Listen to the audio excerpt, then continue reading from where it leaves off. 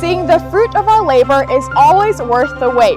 Philosophical farmer Clyde Fenton shows his mouth-watering strawberry harvest and shares some interesting facts about this delicious fruit.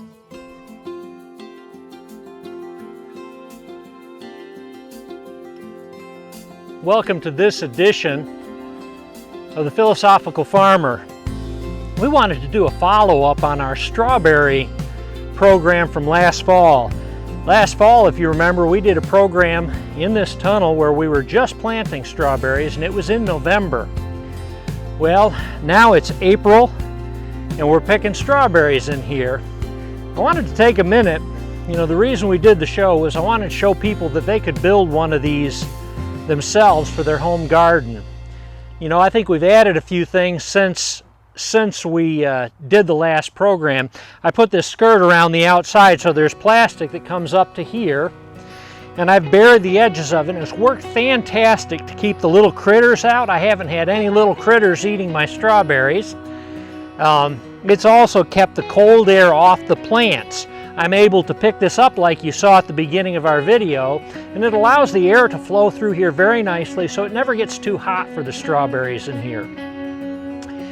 I've been working with these structures for a long time and I absolutely love them. We actually picked our first berries in here about the 1st of March, which was 2 weeks after we had temperatures that were below zero. Now what we ended up doing in here is we came in here and we buried them in hay, and that protected them really well. We had some of them freeze, but overall they came through with flying colors.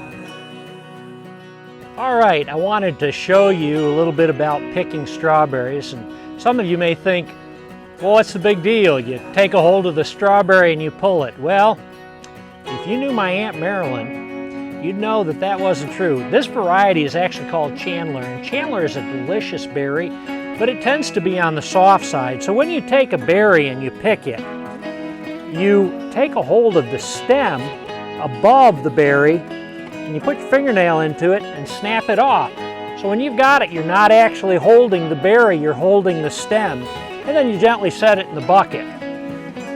Anyway, we got a nice bunch of them today. Beautiful, beautiful red berries. Chandler is one of my favorite. I like Chandler because it has a nice balance of sweet and tart, and so it makes delicious jams and jellies, and also very good strawberry shortcake, but it's also delicious to eat too.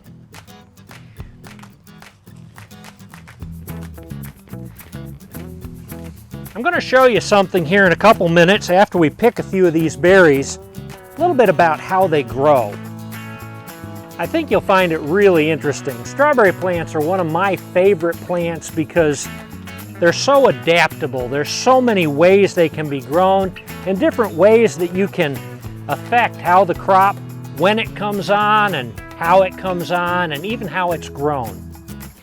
So hang with me and I'll teach you some more about strawberries. I wanted to start with some physiology of strawberries themselves. Right here I have a strawberry that I described earlier, it's a Chandler. And if you noticed, it's kind of wedge-shaped. You see how it goes narrow at the bottom and it gets wider at top? Well, there's another one, and this is a conical strawberry. This one's called a Ruby June, and it's more, round. It's not wedge-shaped. But those are some differences that you have between different varieties. As I was getting ready to do the physiology lesson on the strawberry today, when I picked this, I discovered that there were aphids on it. But I also discovered on the back of the berries, there were mummies created by the parasitoid wasp.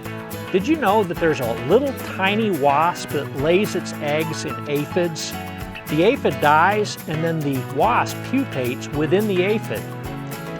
They end up being a beneficial insect that not only pollinates the strawberries, but also helps destroy aphids.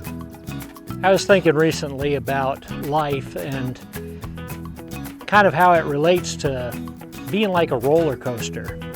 It's funny, I look back on my life and I see the results of things, And I'm pleased with the results because I always gain things and learn things.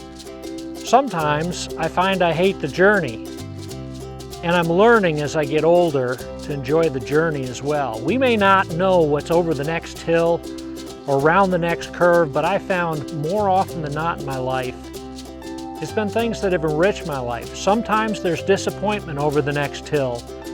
Sometimes there's tragedy around the next curve, but sometimes there's joy and elation, and sometimes it's just the lessons we learn from the valleys that we go through. So my thought today is life is a lot like a roller coaster. Enjoy the ride of life.